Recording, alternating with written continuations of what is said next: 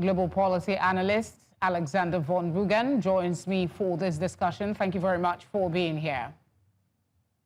Good afternoon, Felicity. Talk to us about the ongoing meeting between Trump and Vladimir Putin. Do you expect much out of it? Well, I guess the next few hours will tell the tale, but there's been a lot of staging on this meeting with red carpets, protocols of both presidents exiting their planes simultaneously, walking down the stairs, and then meeting at the crossroads of the red carpet. It's catering to Putin to keep him on a pedestal as a world superpower. And if that's part of Trump's tactic to help win him over in a peace negotiation, then they're putting on a good show. Talk to us about Zelensky's position on this matter. I mean, he's said prior to this meeting that he has to be at any conversation that has to do with ending the war. But as it stands, it's only Trump and Putin. What's your take on his entire makeup towards this conversation today? Well, there's on his entourage, Trump has not included.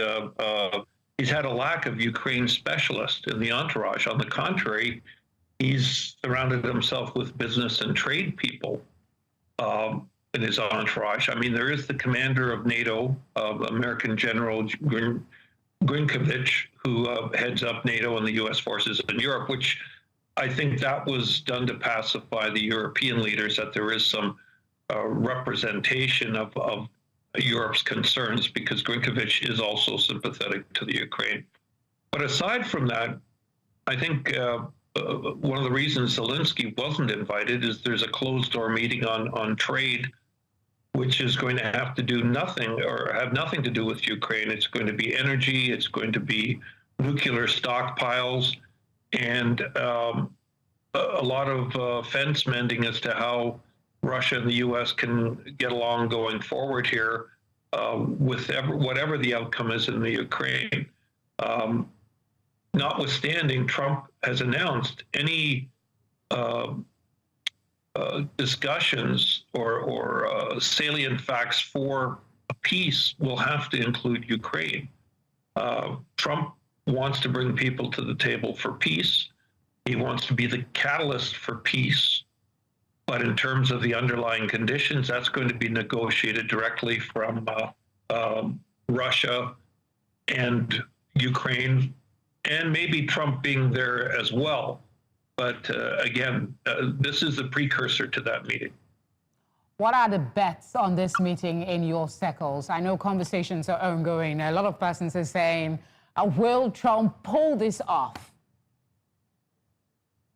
Well, he's got, I mean, he's still vying for that Nobel Peace Prize, so he would like to get a ceasefire. I think that would be the major victory for Trump, not a permanent peace, because negotiated peace is going to take a lot more than a one-day summit. But if he can accomplish a ceasefire from Russia, that would be a victory for Trump. The fact that Russia has increased the bombardments towards Ukraine during this summit is a tactical play on Putin's part, because it'll be a major change if there is a ceasefire announced. It will go from increased bombardments to no bombardments, if indeed there is a ceasefire that gets honored. All right, Alexander, thank you very much for being here. My pleasure. Thank you.